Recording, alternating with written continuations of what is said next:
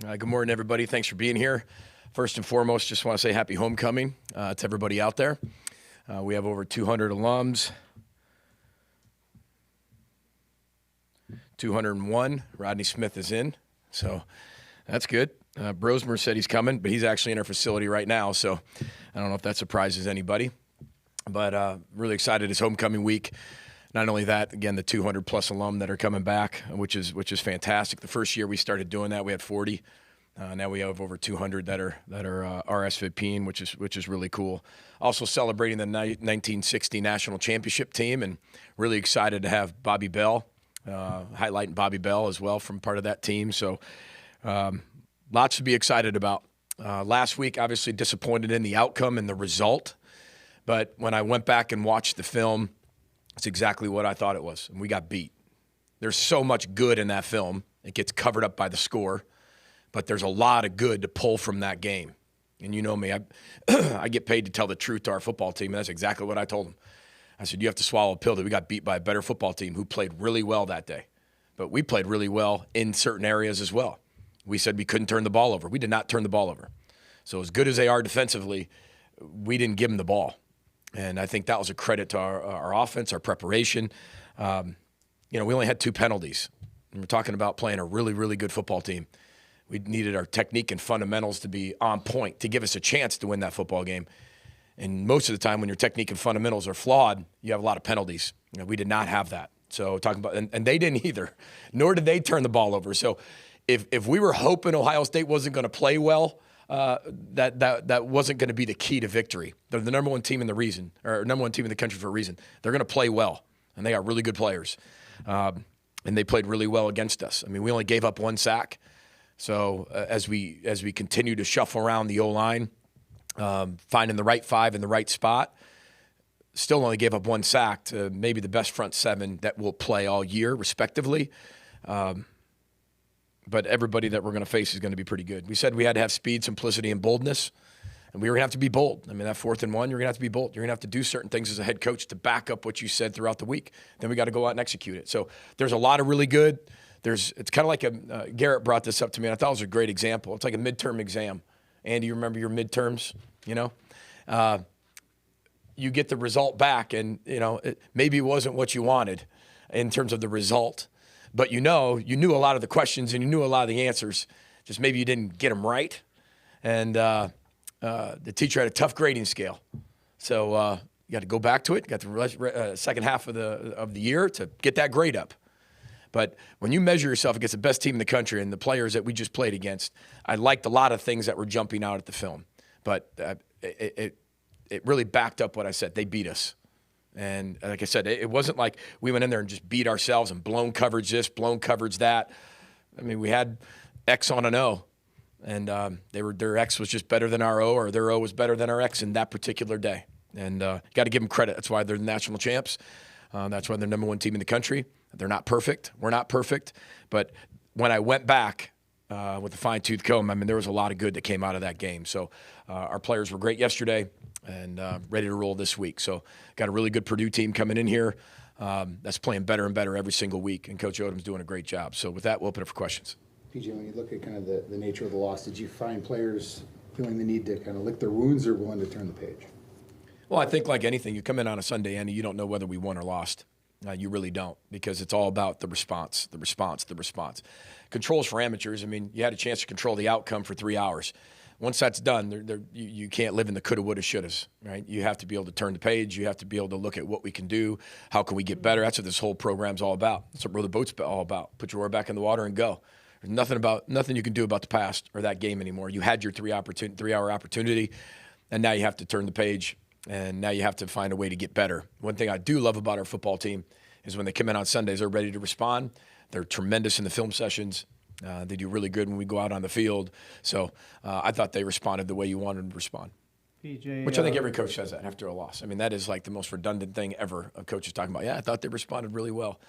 But I really think they do. I mean, I would tell you if we didn't. We had a really hard, I'd tell you if we had a really hard week or, it wasn't what we wanted. And you could see those things connected. But we had a great week of preparation. I thought the response was absolutely key. I think it's critical for a head coach to make sure that message gets across. And how you handle Sundays as a coaching staff and as a head coach, I think, is everything. That's part of the job. And what is your message going to be, and how do you want that mood to be? You get to control that piece. And there's times that's a really tough conversation. There's times that you're the one making sure they understand how good they are. So there's a balance to all of that. EJ, with Alumni Week or Alumni Weekend, maybe it's a good time to ask you about where you're at with NIL and maybe encourage fans to get involved with that a little bit more support. Yeah, I mean, Dave, that's a great question. And Andy brought a little bit of that up just in a different way after the game at Ohio State. I mean, in season is not the time to talk about NIL, in my opinion. Like, it just isn't. Obviously, any support our fans want to give us, or our local businesses want to team up with our players, or Fortune 500 companies, and we have so many here, and our players take advantage of that. Obviously, we're always an open door policy. We'd love to have those conversations, especially with our players. So, but I think that is the ever-changing landscape of college athletics. Whether that's the salary cap, whether that's NIL, whether that's NIL Go. I mean, all these other things that are coming into play that I don't know if the normal fan and the average fan understands still. I really don't think that. But we're going to do everything we can to build the best roster always as possible here at the University of Minnesota, because it's the best chance to succeed at the highest level, and we'll continue to do that. But especially with homecoming people coming back, I think educating themselves of where college football is and where college athletics is, not just football, but sports in general with the college athletics. A lot of great commercials out there that I think are helping promote the changes with the NCAA, NIL, portal. There's from the political piece of it. I've seen a lot of political commercials that have to do with Congress and have to do with all things like that. And then I've just seen educational ones of how all of college athletics are changing. So, again, great question, Dave. Just probably for a different day, but yeah, any support our former players or alumni as they come back and want to help with, we can make those connections for sure. What has to change on the offensive line to start to get more knockback in the run game?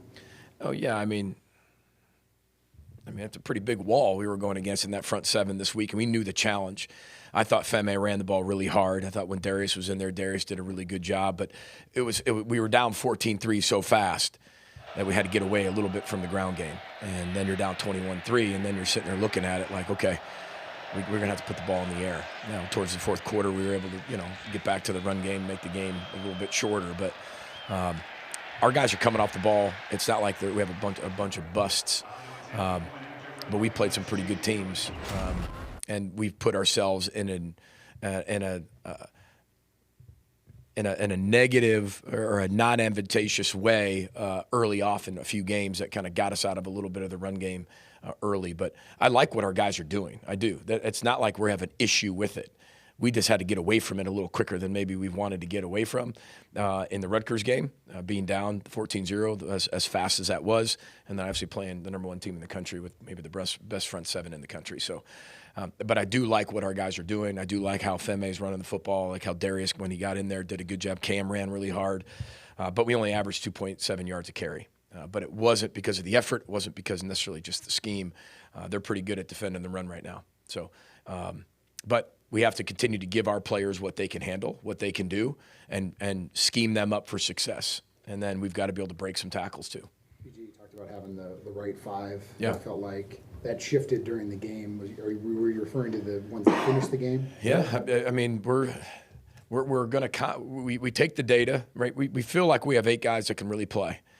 But maybe the fourth or fifth or the fifth guy hasn't separated himself from the 6th and 7th and 8th guy. So as you're going through it, you're watching practice, you're evaluating practice, and then maybe you have something that somebody's gets banged up, so it takes that person out of that. You got to do it. You got to change it a little bit more.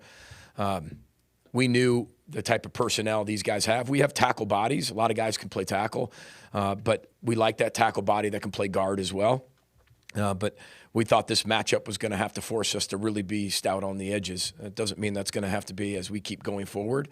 But we're going to find the best 5, look at the best 5, put the best 5 on the field. And if we have to rotate, we'll rotate. It's a semi-good problem to have because we do have some guys that can play. We're deep. We just need more consistency from a few guys, and it's our job to get them there as coaches. What did you feel about your special teams play? I thought it was good in a lot of areas. I thought also we were a little inconsistent in some areas. I think the fake that they had, the kind of throwback was a really good play, really well designed play. I thought Mason Carrier made a heck of a play on that. He's running 21.6 miles an hour at 235 pounds across the field to make that play, which was a huge howl play for him and us. We've got to be just more consistent as we continue to go. We can't be just 1 or 2 every single week in the field goal game. They're going to have to put points on the board. I thought our protection was really well on the field goal piece. I think we're getting good penetration on field goal block. I mean, you watch the last you love this type of stuff, Dave. I mean, you watch the last play of field goal, it looks like the first quarter. That's how I can tell how hard a team's always playing. You watch field goal block and watch it at the end of a game, especially in a blowout. I think that says a lot about the culture and the character of the individuals you have on the football team. And our guys are doing it like it's the last field goal of the game to block it, to win it, or it's in the first quarter of the game, the first touchdown scored. It's pretty. That's what I said. There's so much good that gets covered up by the score, and maybe the opponent we played. But like I said, it's up to us to be able to find all those things.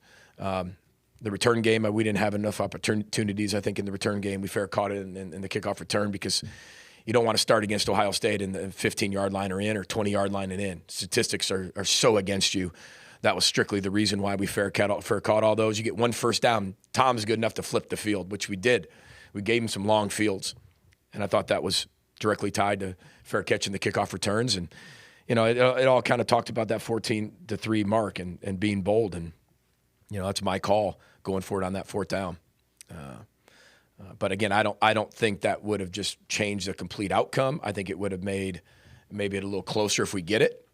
You can possess the clock. We were going to have to win the turnover margin. I don't think not turnover margin, but the time of possession margin. We didn't win that, but we had the ball 7 minutes on the opening drive, and it was going to have to take a lot of those for us to win the game. And that 4th and 1 calls, I won't say it's a hard call. That was a pretty easy call for me. I mean, that wasn't, especially what I talked about with our football team all week, that we're going to be bold, we're going to go for it. And there was one before that I think there was 4th and 3, but that was still too early. The margin wasn't big enough for me to do that, but the 4th and 1 was an easy call, and we ended up not getting it. With Femi, it's been impressive to see his development and the authority with which he's running. What is his potential, PJ, as he gets more and more experience? I think the sky's the limit for Femi. The one thing Femi was missing was playing time.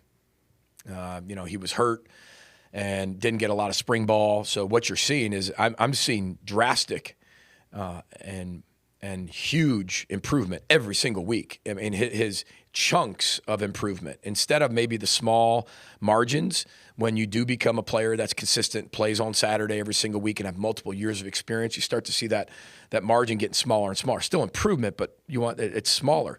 He's biting off chunks at a time, which is really, really good. Really good contact balance. He's picking his knees up way better, breaking more tackles. I think he's seen the run game and seen the runs for what they are and the schematic piece of that. And I think he has a better understanding of that. So that's all coming together. Is he a finished product? No, but I think he's getting better and better every time he touches the football. Missed tackles are a big part of the 78% view. And yeah, we lost that battle. Over the last 3 games, you guys have missed 45. Yeah, according to Pro Football Focus. What's the change that needs to happen there? Yeah, we got to tackle better. How do you do that? Yeah, you got to get better at the fundamentals and details of tackling. And we work on it every day, and it sounds like coach speak, right? But you work on it every day, and the only choice you have is to get better at whatever you're not better at. That's a choice, and we know what we have to get better at. We work on it every single day. I'm not doing a good enough job at obviously getting that across, but it's not like our guys aren't willing to do it. We played some guys that can break some tackles at a really high level, and that's what they get paid to do. And they're doing a really good job of it. But we've got to swarm tackle a little bit better, use the tackling circuit way better. And the only way you do that is that's instincts. And the only way it becomes instinct is you got to train that behavior. Then it's got to become a habit. And that habit becomes an instinct. And the instinct is for the games. The habits still don't get it done because sometimes when you get tired, you go back to your bad habit. So you've got to make it a good instinct. And that's a process. And our guys are working their tail ends off at it. And that'll come. But, we've also had our fair share of broken tackles too, which we work on every single day as well. So, but we did lose the tackling battle, but again, I think part of it's credit to them. I'm not going to take away the credit for Ohio State, nor am I going to use them as an excuse. But they are a really good football team.